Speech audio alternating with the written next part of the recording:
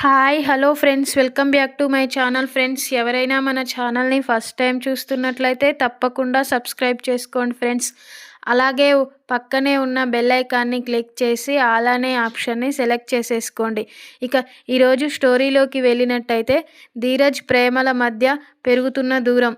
ధీరజ్ ప్రేమకి ఏమైందో తెలుసుకోవాలంటే ఈ వీడియోని ఎక్కడ స్కిప్ చేయకుండా చివరి వరకు చూడండి. ఇక స్టోరీలోకి వెళ్ళినట్లయితే, ప్రేమని చాలా అసహ్యించుకుంటాడు. ధీరజ్ ప్రేమని చాలా దూరంగా పెడతాడు. ఎందుకంటే అమూల్య విషయంలో జరిగిన ఏ విషయాన్ని ప్రేమ ధీరజ్తో చెప్పకపోవడంతో ధీరజ్ చాలా కోపంగా ఉంటాడు. ఇక ప్రేమపై చాలా కోపంగా ఉంటాడు ధీరజ్ ఒక్కడే బాల్కనీలో నిల్చొని ఆలోచిస్తూ ఉంటాడు.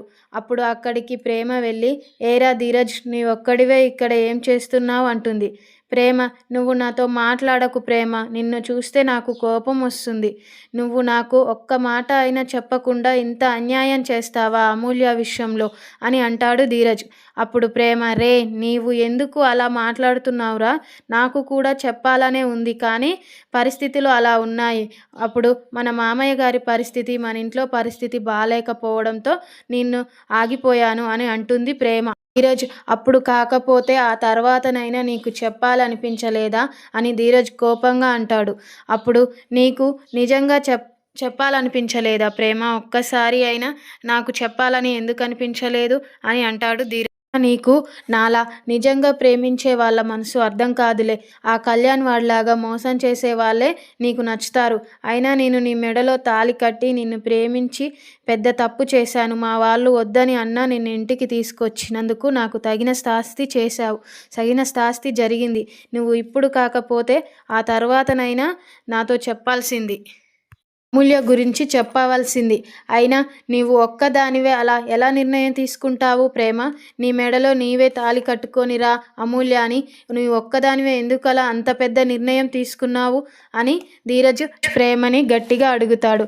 ఎంత అయినా నువ్వు ఆ ఇంటి మనిషివి కదా, అలానే ఆలోచిస్తావు. మేము నిన్ను తొందరగా నమ్మి మోసపోయాము.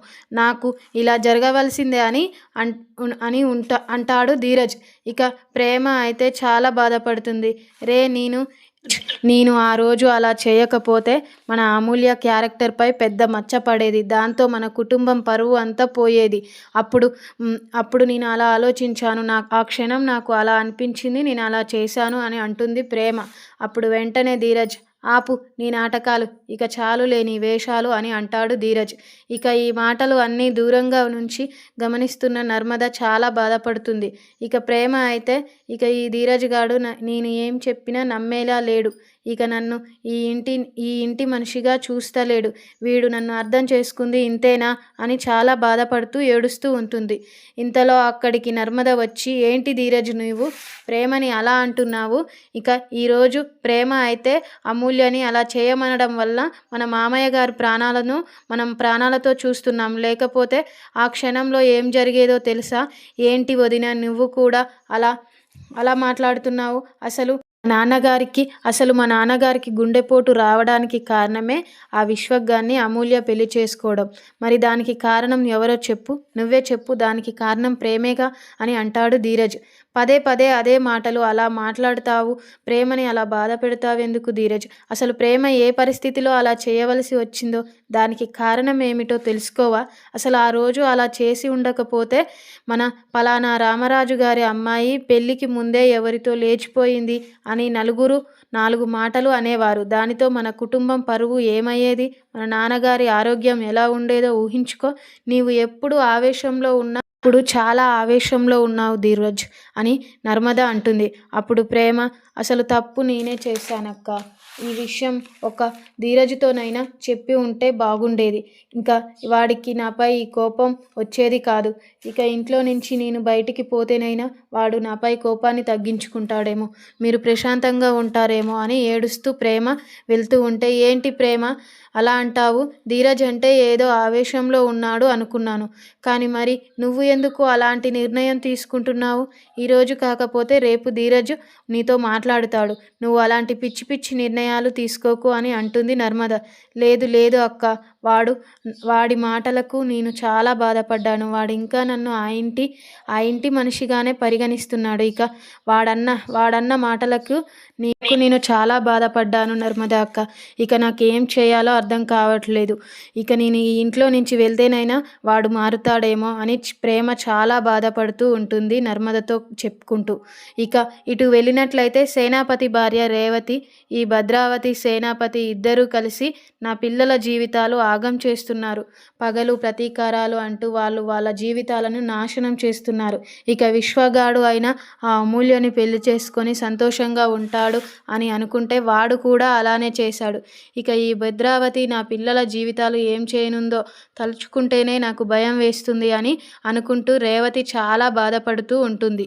వెళ్తే ప్రేమ అయితే ఇంట్లో నుంచి బయటికి వెళ్ళిపోవడానికి తన బ్యాగును సర్దుకుంటుంది. అది చూసి నర్మద, ప్రేమ నువ్వు ఎందుకు ఇలా చేస్తున్నావు?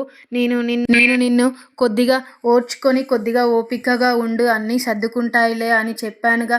మళ్ళీ నువ్వు ఎందుకు ఇలాంటి నిర్ణయం తీసుకొని ఇంట్లో నుంచి బయటికి వెళ్తాను అని అంటున్నావు? నేను ఆ ధీరజ్తో మాట్లాడి అంతా సెట్ చేస్తానులే అని అంటా నర్మద అని. ఇక ధీరజ్ దగ్గరికి వెళ్ళి, ధీరజ్ నువ్వన్న మాటలకి ప్రేమ చాలా బాధపడింది.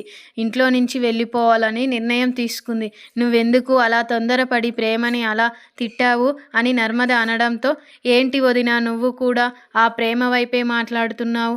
ప్రేమ అలా చేయడం వలనే కదా మనం ఈ పరిస్థితికి వచ్చింది అని అంటాడు ధీరజ్ నువ్వు అలా తప్పుగా మాట్లాడకు. అసలు ప్రేమ అలా చేయడం వలనే మనం ఈరోజు ఇలా ఉన్నాము. ప్రేమ ఆ నిర్ణయం తీసుకోవడం వలనే మనం ఈరోజు ఇంత ప్రశాంతంగా ఉన్నాం. లేకపోతే మన పరిస్థితి ఏమవునో ఒక్కసారి ఆలోచించు. అసలు ప్రేమ తీసుకున్న నిర్ణయం అప్పుడు కరెక్టే అని అంటుంది నర్మద. అసలు ఆ రోజు నైటు ఏం జరిగిందంటే, అమూల్య విశ్వగానితో మాట్లాడడానికని వెళ్తూ ఉండగా ఆ విశ్వగాడు అమూల్యని కిడ్నాప్ చేయించాడు. దాంతో ఆ విశ్వగాడు మన కుటుంబంపై ఎలాగైనా పగ తీర్చుకోవాలని ఒకరోజు నైటు మొత్తం అమూల్యని అక్కడే ఉంచాడు. దాంతో అమూల్య మన కుటుంబం పరువు ఏమవుతుందో అని తన మెడలో తానే తాళి వేసుకొని ప్రేమ చెప్పిన మాటలు విని మన కుటుంబ పరువుని కాపాడింది. దీనికి నువ్వు ప్రేమని ఇంతలా అనుమానిస్తావా? ఇంతలా అవమానిస్తావా? పాపం ప్రేమ ఏం చేసింది చెప్పు ధీరజ్? ఎప్పుడు మన కుటుంబం గురించి ఆలోచించడమేనా ప్రేమ చేసిన తప్పు అని అంటుంది నర్మద. చెప్పిన మాటలు విని ధీరజ్ కూడా ఆలోచిస్తాడు. అవును కదా, అమూల్య ఎప్పుడు మా గురించే ఆలోచించింది కదా, మా కుటుంబం గురించే ఆలోచిస్తుంది కదా, నేనెందుకు ఇలా తొందరపడి ఆ ప్రేమని అన్ని మాటలు అన్నాను అని అనుకుంటాడు ధీరజ్. ఇక ఇప్పటికైనా ఏమీ మించిపోలేదు ధీరజ్. ప్రేమ తన బట్టలు సర్దుకొని బయటికి వెళ్ళిపోవాలని చూస్తుంది. నువ్వు వెళ్ళి వెంటనే ప్రేమని ఆపు అని అంటుంది నర్మద. ఏంటి వదిన, ప్రేమ అలా ఆలోచించిందా? నేను ఏదో ఆవేశంలో ఉన్నాను, కొంచెం కోపంలో ఉన్నాను. ప్రేమ ఇంతలోనే ఇంత పెద్ద నిర్ణయం తీసుకుందా? నన్ను విడిచిపెట్టి ఉండాలని అనుకుంటుందా? ఇక నేను ప్రేమని ఎందుకు వెళ్ళనిస్తాను? నేను ఆపుతానులే వదిన అని అంటాడు ధీరజ్.